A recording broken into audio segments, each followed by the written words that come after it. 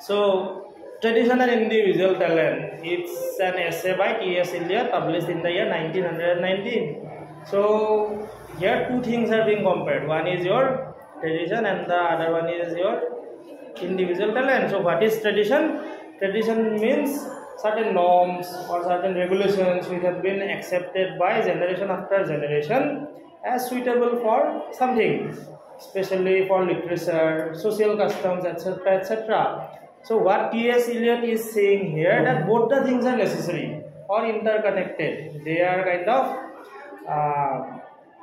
necessary for each other. For tradition to exist, you have to have individual talents. At the same time, in order for individual talent to flourish, then also you have to take the help of tradition. So he is talking about the historical sense. So what is that historical sense? That means you should have a sense of history, how the great authors from time immemorial have been writing literature, what is the process they are following, or how learned they were, how they practice their art. So you should have a kind of understanding of that. Otherwise, if you suddenly one day decide that I am going to be an author and from today onwards I am trying to create great literature or produce great literature, that is not going to be possible. You have to have this historical sense. You have to meticulously study the previous authors, generation after generation. Then you will arrive at a kind of conclusion that I have this area of interest, or I can be an author in this regard. So then only you can utilize your individual talent, taking help of the tradition which is available in relation to literature. So both have to coexist. Suddenly you can be an author on your own, because if you publish something and it by accident it's of good quality and you are accepted as well, then only who are going to judge you? You will be judged in comparison to the other authors, other great authors, great masters. In comparison to their works only you will be judged. So that again brings in tradition. So without tradition, individual talent is nothing. So if you read this, you will find these two concepts brought together by T.S. Eliot. So what he is referring to as the tradition, we cannot refer to the tradition or to a tradition. At most we employ the adjective in saying that the poetry of so and so is traditional or even too traditional. So when we try to define what is tradition, there is no proper definition for tradition. This term is generally used in order to criticize somebody. That person is not traditional, non-traditional. That means he does not conform to the existing norms. Basically, it's a kind of word that is used to judge somebody or to refer to somebody who is different. No? So no proper definition is available according to T.S. Eliot. If otherwise, it is vaguely approbative with the implication as to the work approved of some pleasing archaeological reconstruction. You can hardly make the word agreeable to English ears without this comfortable reference to the reassuring signs of archaeology. So archaeology means where the ancient things are studied. No? So when you are referring to this thing, traditional things, or this term tradition, obviously you are referring to the archaeological things. That means the ancient things, or which have been created for long time. Ancient authors, from ancient authors to up to this point, there has been a kind of continuity, or there has been a kind of change. So when you say tradition, you refer to that, the field of archaeology or archaeological kind of a narrative. So yate ki goise underline korakhini, you look at these lines. One of the facts that might come to light in this process is our tendency to insist, when we praise a poet, upon these aspects of his work in which he least resembles anyone else. So what is this normal human tendency? When we read a poet, how we judge a particular poet? What is our tendency? The normal human tendency is that we judge him on the differences that he has with the other poets, that he has brought something new to the fore. No, he has brought something new, so he is different from others. No one has written about things or represented things in the way he has represented now. So he is different, that means he is good. No? So that is the normal human tendency in order to, while criticizing somebody. In these aspects of parts of his work, we pretend to find what is individual. So we tend to say that the differences that this individual has with other authors or with his predecessors, this is his individuality. This is what marks him out from the other authors, his predecessors. They yatke beleg. So a beleg khini karone, this is his individuality. No? But according to T.S. Eliot, that kind of a thing is not possible. That individuality can't stand on its own. No, it has to have some kind of relation to the tradition.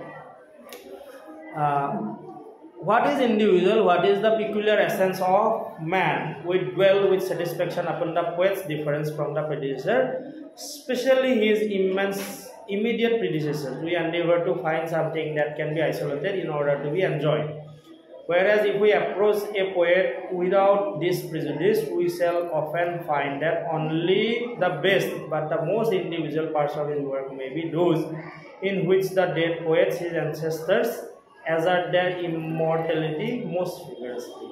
So according to T.S. Eliot, that mindset is wrong. What is that mindset? When we read somebody new, a new author or new writer, we tend to find the differences between him and the other predecessors, that he is different in these areas from the other authors. So that is a kind of prejudice according to T.S. Eliot. That is not appropriate. But instead we should try to find the influence of the greatest of authors in him and how he is able to reflect their individual talents or their writing styles or their writing techniques in his writing, how he is able to implement their techniques in his writing, that will define his greatness. So that means instead of seeking for differences, we should seek for likenesses, how he is like the ancestors or the other authors, great authors. So we have to change our mindset. So it was said in the year 1919. After that, lots of different theories are there, but this is one of the initial theories. So you have to read this. Yet if only form of tradition of handing down consisted in following the ways of immediate generation before us in a blind or timid adherence to its successes, tradition should positively be discouraged. So tradition also does not mean that you will be blindly following your immediate predecessors, that before me these people have written 10 years ago, 20 years ago, so we have to blindly follow them. This is also not tradition, because sometimes you can be misled. Some people who are regarded as great authors in a certain period, they may not be great authors when you look at the overall picture. So while following your immediate predecessors, it is not also very kind of trustworthy custom. So you should not blindly adhere to your immediate predecessors. So tradition is a matter of much wider significance. It cannot be inherited, and if you want it, you must update it by great labor. So tradition is something that is not inherited. Inheritance, if you get something legally from your parents or from your ancestors, that is your inheritance. By law, you get it. So tradition is something that you don't inherit. You have to acquire it through great labor, through sheer hard work on your own. So for that you have to have this historical sense. So you may be asked, what is the historical sense, or what is this definition of this concept of historical sense? So what is historical sense? Which may be called nearly indispensable to anyone who would continue to be a poet beyond his 25th year. So when he says 25th year, he is referring to one person. Who is he? a famous poet who died at the age of 25, John Keats. John Keats, he is referring to John Keats. And the historical sense involves a perception, not only of the pastness of the past, but of its present. So these are the most famous lines of this essay. When you talk about T.S. Eliot, you talk about or you highlight certain lines or certain expressions. So this is one of them. Not only of the pastness of the past, but of its presence. So that means past can't stand alone as the past only. How it has continued to flow into the present, that is what the most significant thing. Yeah? Not only the pastness of the past. So if you say pastness of the past, that means it is something that is separated from the present. So if something is completely separate from the present, how can it influence the present? So in a way, it has to continue itself into the present. It has to flow into the present. It should have a kind of connection with the present. So how past has been able to influence the present, how it has been able to continue into the present, that is your historical sense. How you understand that concept, how past has been able to flow into the present, how the past and the present both are interconnected. Your ability to understand that is your historical sense. So in order to have this traditional understanding, you have to have a historical sense. That's what T.S. Eliot is saying. The historical sense compels a man to write not merely with his own generation in bones, but with a feeling that the whole of the literature of Europe, from Homer and within it the whole of literature of his own country, has a simultaneous existence and composes a simultaneous order. So what is this historical sense? That it will bring in you a kind of feeling where you will see everything as a complete picture.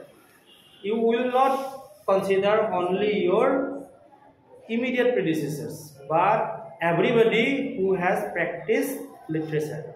So you will see everything as a complete picture from Homer to the present. Everyone is part of your tradition. So when you write, everything will coexist. You can be influenced by anybody. You can't say that I will be influenced by this set of authors only.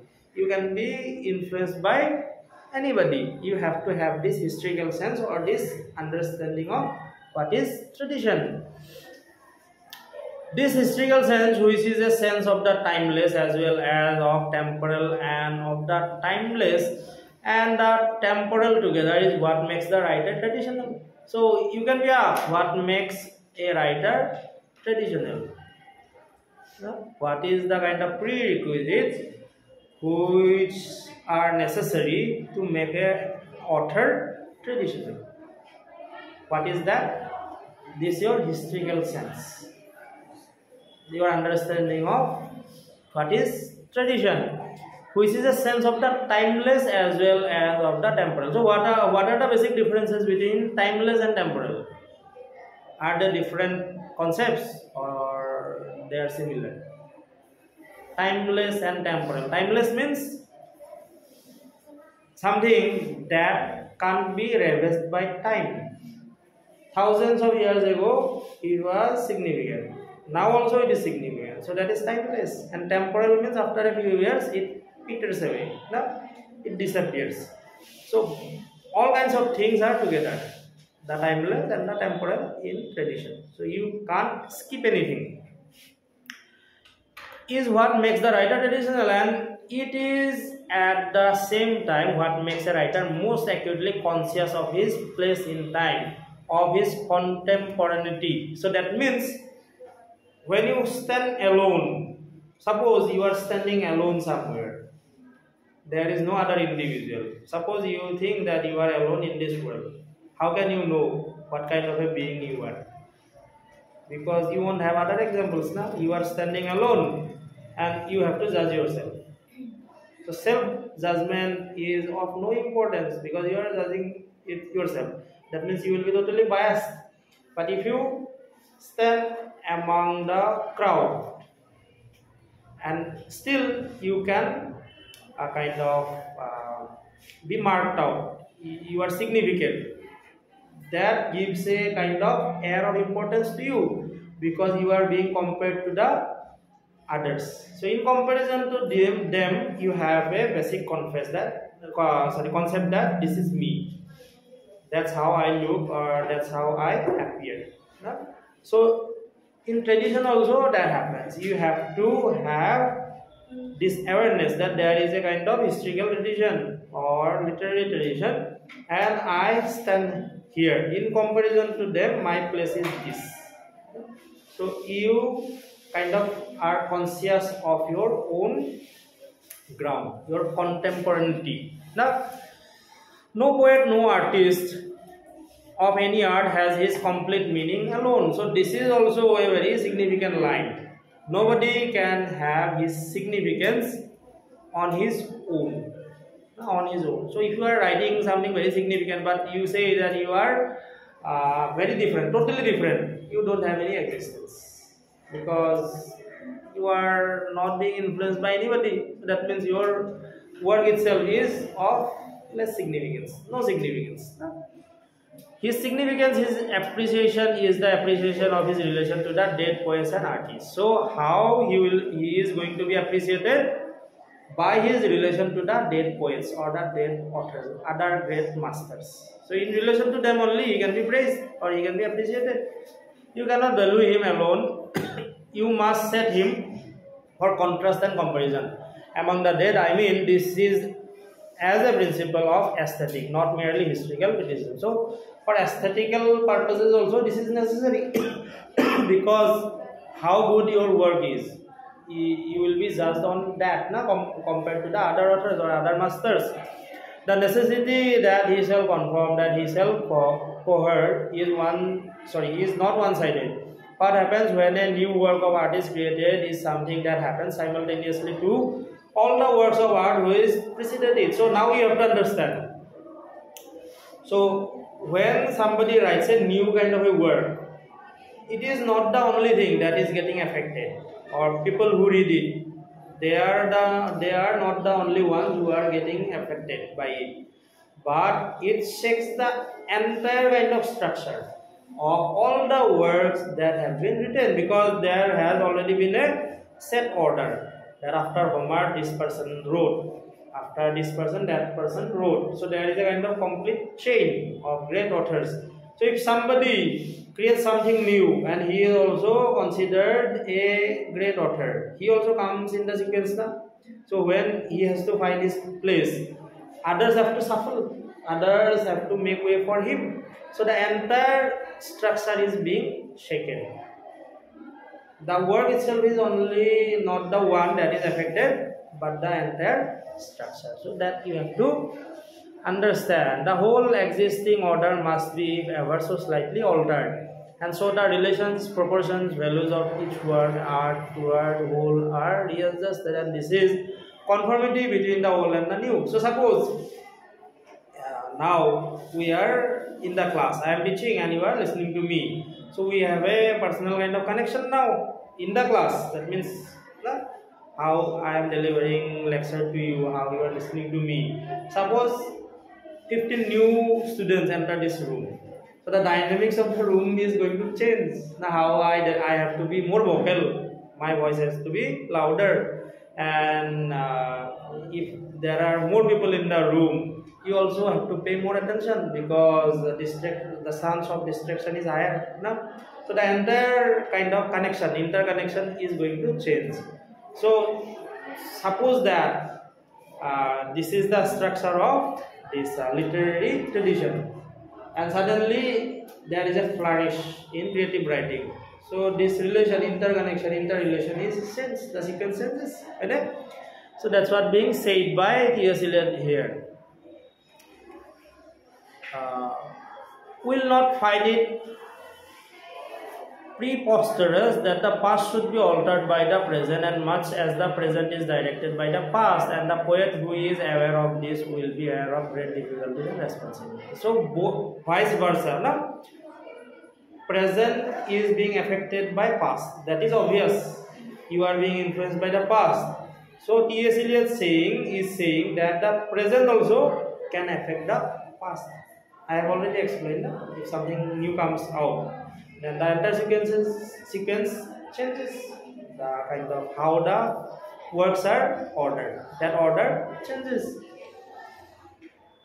In a peculiar sense, you will be aware also that he must inevitably be judged by the standards of the past. I say judged, not amputated by them. So amputation, you know, amputated. That means your limbs are taken away. Amputated, cutting off your limbs. So when you are criticized in comparison to the other great masters, you should not be amputated. That means you should not be hindered as a poet, or there should not be any kind of obstacles. But you should be judged so that there are kind of positive outcomes for your own better. So that should be done. To conform merely would be for the new work, not really to conform at all. It would be new and would therefore not be a work of art. So conform merely, that means you are conforming it, the work, as a kind of work of art. If it is not judged in comparison to the other authors or the past authors, it is not conformity at all. You are just giving it a kind of place, but it is of no significance. The poet must be very conscious of the main current, which does not at all flow invariably through the most distinguished reputations. He must be quite aware of the obvious fact that art never improves, but the material of art is never quite the same.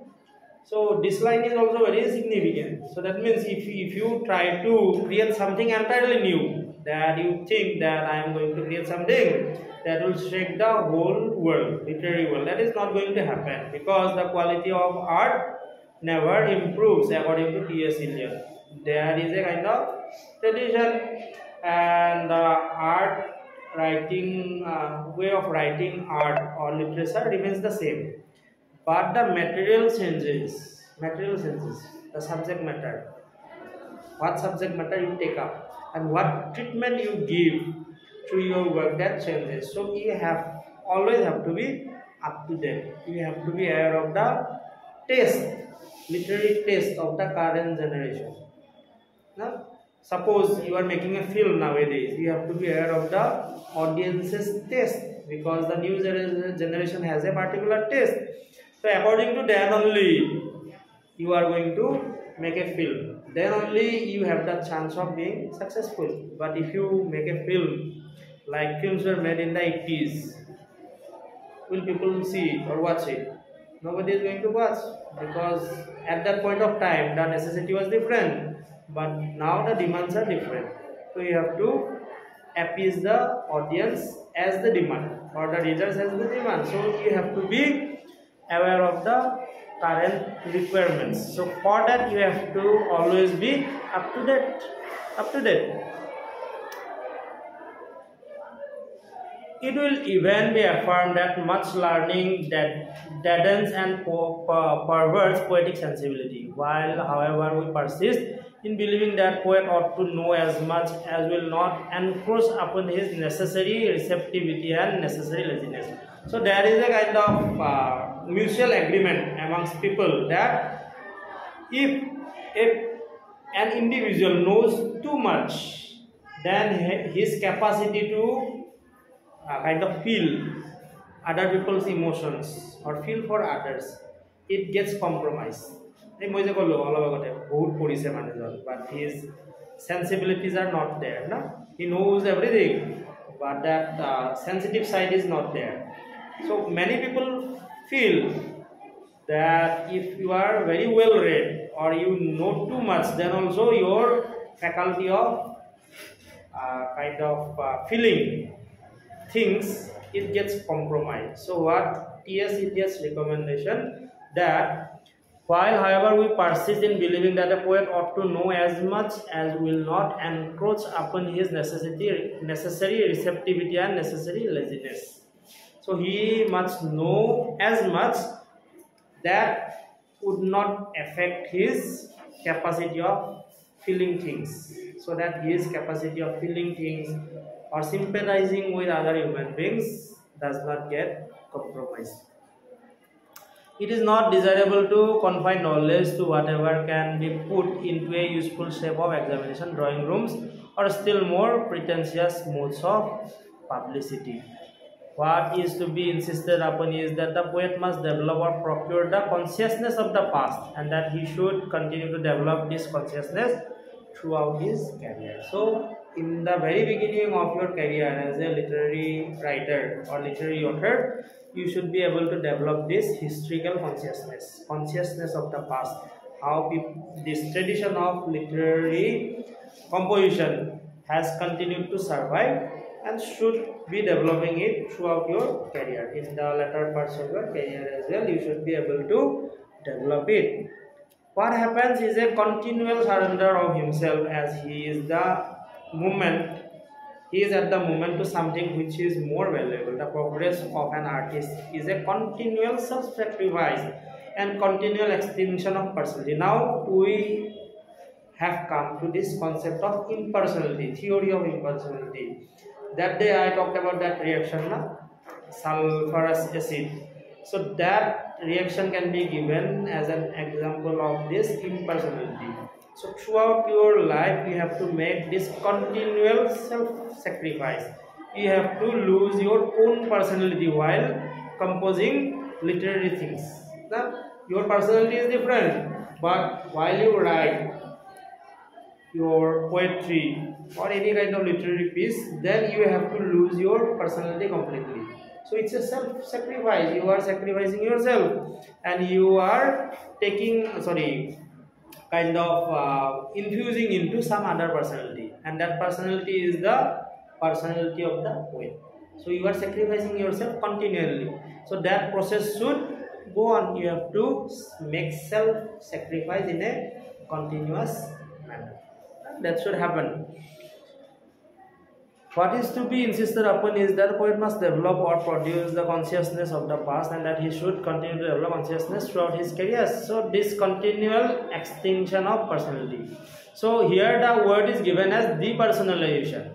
Now depersonalization, same thing. Impersonality, depersonalization, same thing. Losing your own personality and kind of infusing yourself into the poet's personality. The poet is overpowering you as an individual, being overpowered by the poetic self. The analogy was of that of the catalyst. So what is a catalyst? Catalyst, you understand the catalyst?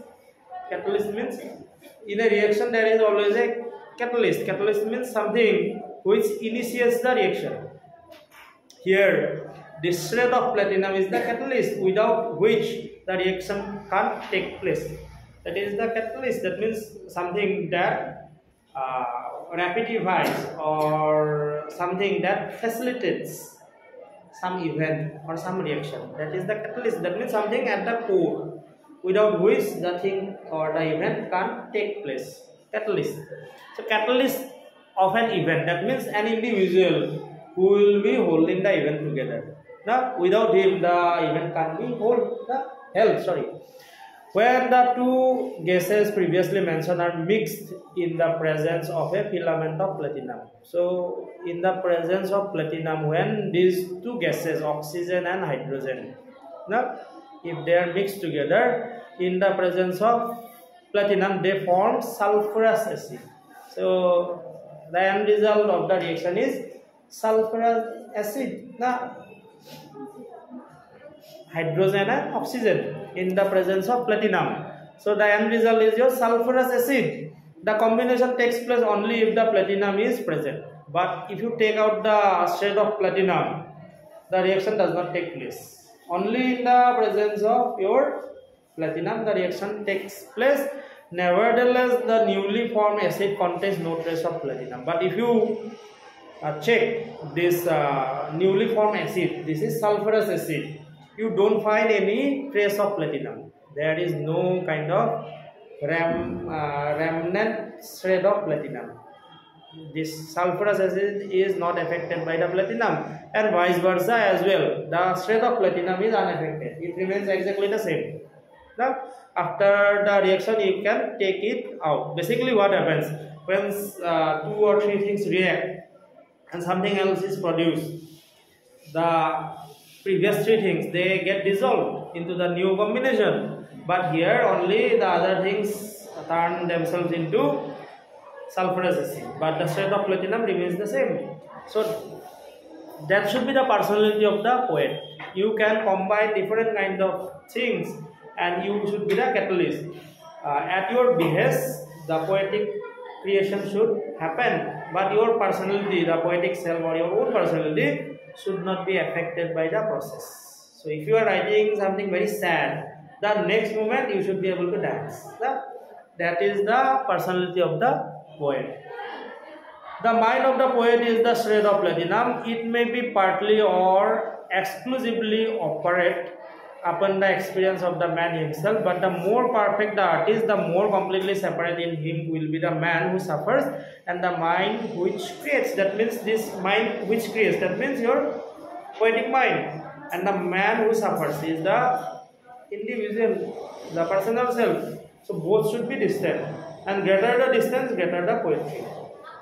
And greater the distance between the two. What are the two things? One is your personal self, that means yourself, and the other one is your poetic self. So greater the distance, greater the production, that means poetry. The more perfectly will the mind digest and transmute the passions which are its material.